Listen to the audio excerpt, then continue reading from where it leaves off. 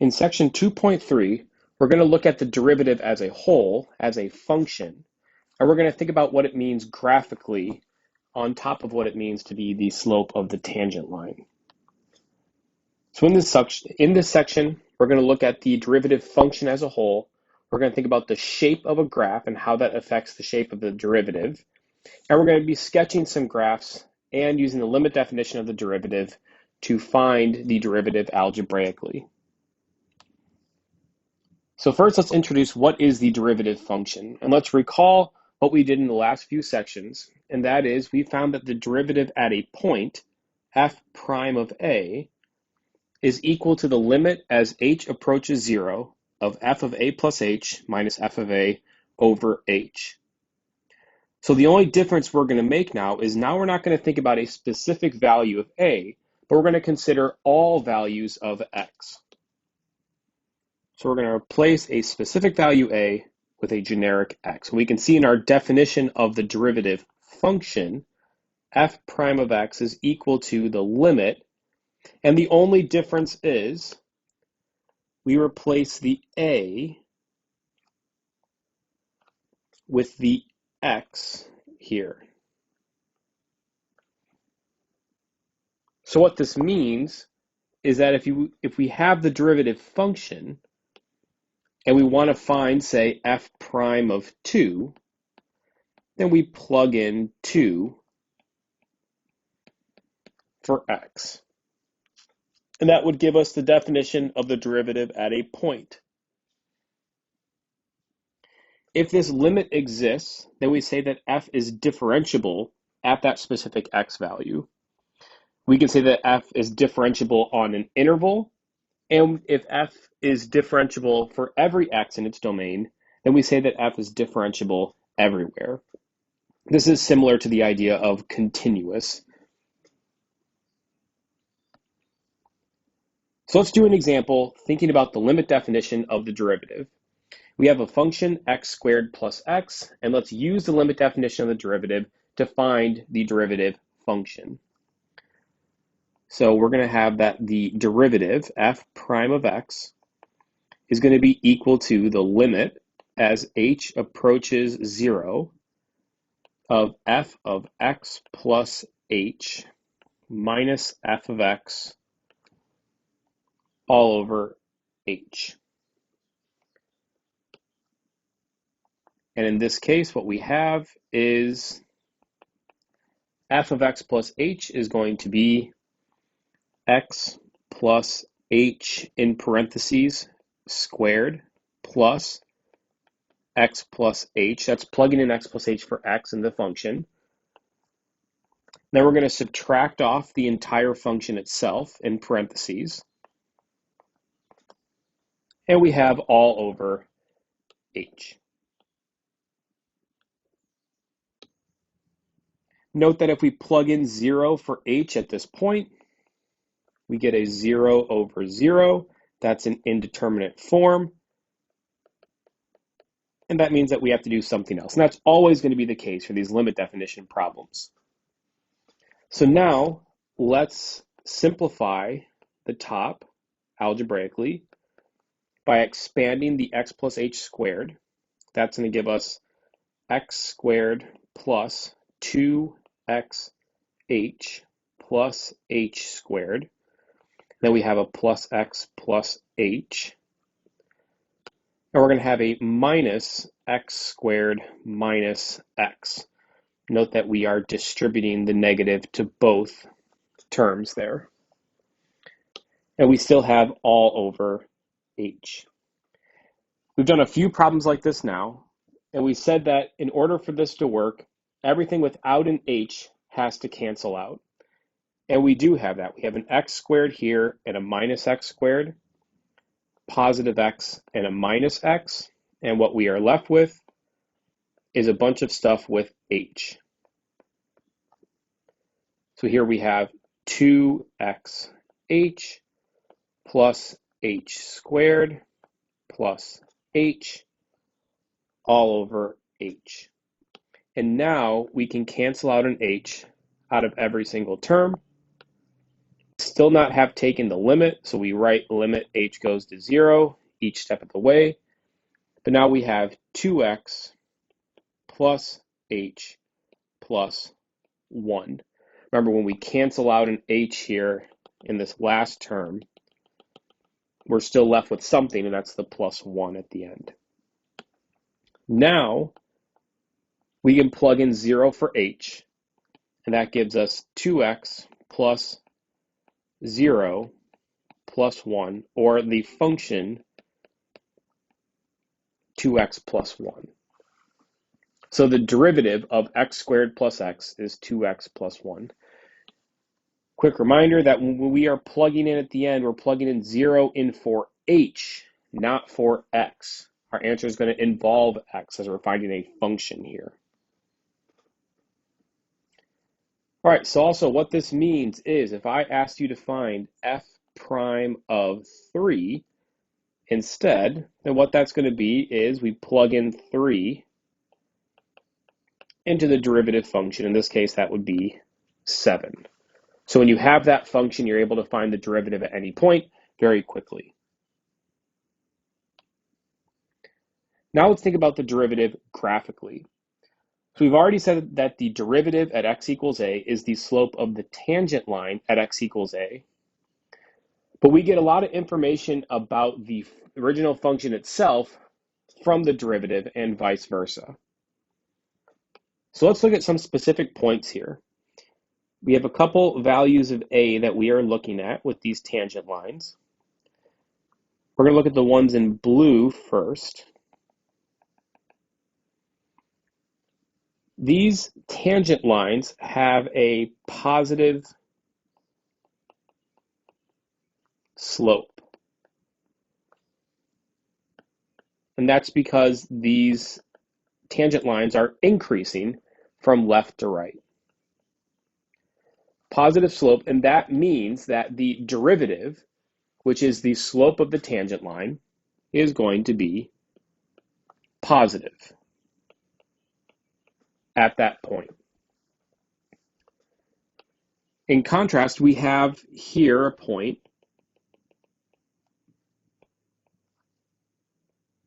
with a negative slope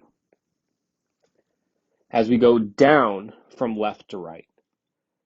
And that's going to mean that the derivative is negative, as that's what the derivative means, the slope of the line there. And lastly, we have one more case.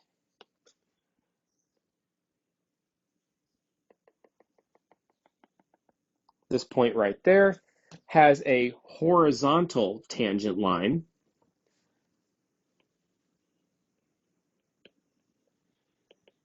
The slope equals 0. This is a horizontal tangent line.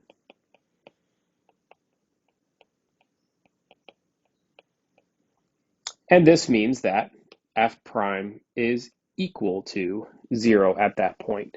And we're going to see in this class that finding the points where we have a horizontal tangent line is going to be a very useful thing when we talk about minimizing and maximizing functions. Right now, we're just going to focus on the fact that if our tangent line is positive slope, that means the derivative is positive. Negative slope means the derivative is negative. And if we have a horizontal tangent line, that means the slope is 0. That means the derivative is 0. So said again, we can determine if the function is increasing, decreasing, or constant based on the sign of the derivative.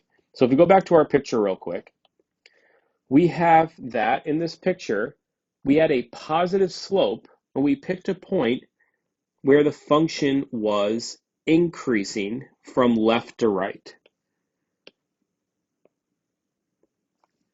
The function is increasing from left to right. A little bigger on these intervals. And if I pick any point there, the derivative should be positive. If we pick a point that is decreasing from left to right, then the derivative will be negative. And then if I pick a point that is where we change from increasing to decreasing, or the slope is 0, then the derivative will be 0. So here we go. If the derivative is positive on an interval, that means that the function is increasing on that interval, and vice versa. If the function is increasing, the derivative is positive. If the derivative is negative, that means f is decreasing, and vice versa. And if f prime is 0 at a point, then we say there's a horizontal tangent line at that point. And in general, if f prime is 0 on an interval, then the function is constant on that interval. All right, so we have an increasing function, we have a decreasing function, then we might have a constant function, where it's just a straight line going from left to right. We also get more information about the function based on the magnitude of the derivative, or how big the derivative is. If the derivative is close to 0, then we can say that the function is not steep at that point. So we might have something like slope of the tangent line is close to 0, and our function might look like this. A tangent line is very shallow, or maybe something like this in the other way. If f prime is further away from 0, then the function is steep, and our tangent line might look like this. So our function will be a lot steeper at that point. So the magnitude, how big, how far away from 0 we are for the derivative, tells us how steep the function is at that point. And all of this is just a bunch of information that says that we can draw the derivative given the function, and vice versa. Given the function, we can draw the derivative. Given the derivative, we can draw the function. So let's do an example where we're given the function. So here we have a sketch of f of x, and we are going to graph the derivative f prime of x on the same set of axes. So we're going to start with the points where I have a horizontal tangent line. So let's draw those tangent lines first.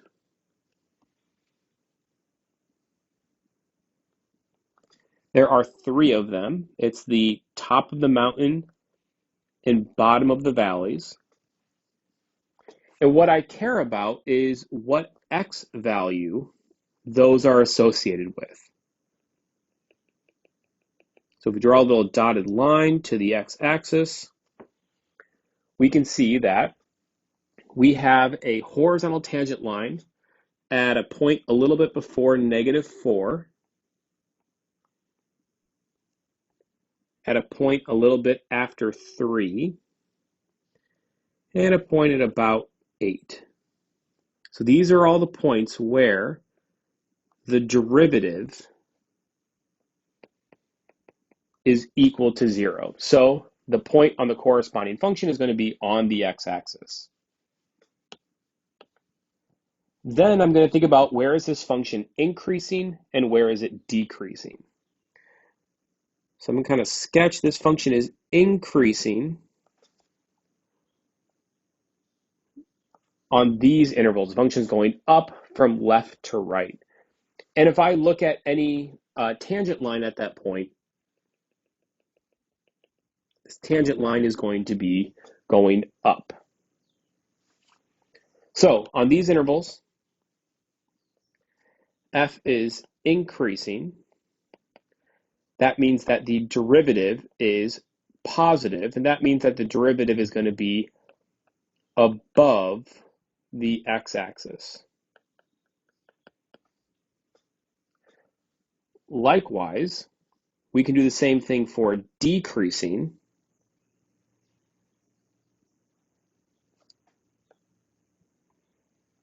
And at these points, we have that f is decreasing. That means that the derivative is negative, and that means that we're going to be below the x-axis. So I've already spotted the points where I'm going to be on the x-axis, the x-intercepts of the derivative. And I know that I'm going to start from going from left to right. I'm going to start above the x-axis, going to go below, going to go above, and then back to below. And a graph of the function might look something like this.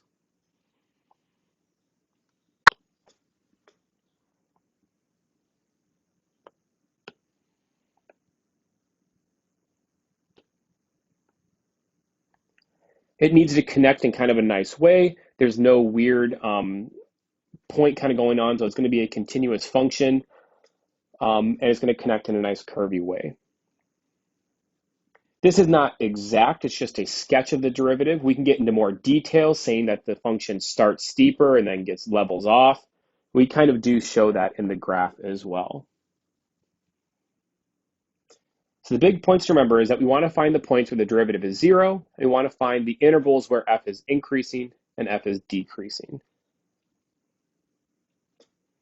And note this is a function. We are going off in both directions here, just as the function itself is going off in both directions. All right. So then a couple basic derivative rules that we can say with some very common functions now. And we're going to do a bunch more derivative rules as we get into chapter 3. So the first one is that if we have a constant function, the derivative is 0. So a constant function means that it is just equal to that number c all the way around. That's just going to be a straight line. Let's try to make it a little more straighter.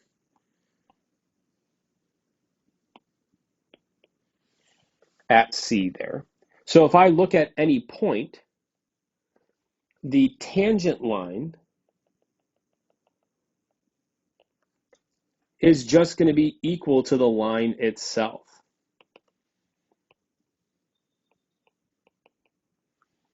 Not x equals c, sorry, y equals c. And the slope of that line is 0. And that's true for any point that you pick. So therefore, the derivative is 0 for every single point. Another thing we can do is we can look at a linear function in general.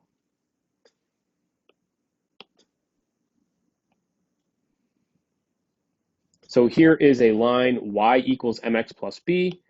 And if we look at a specific x value, and we look at the corresponding tangent line,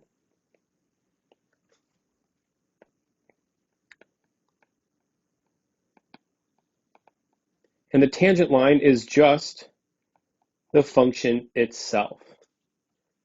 And the slope of that line is m.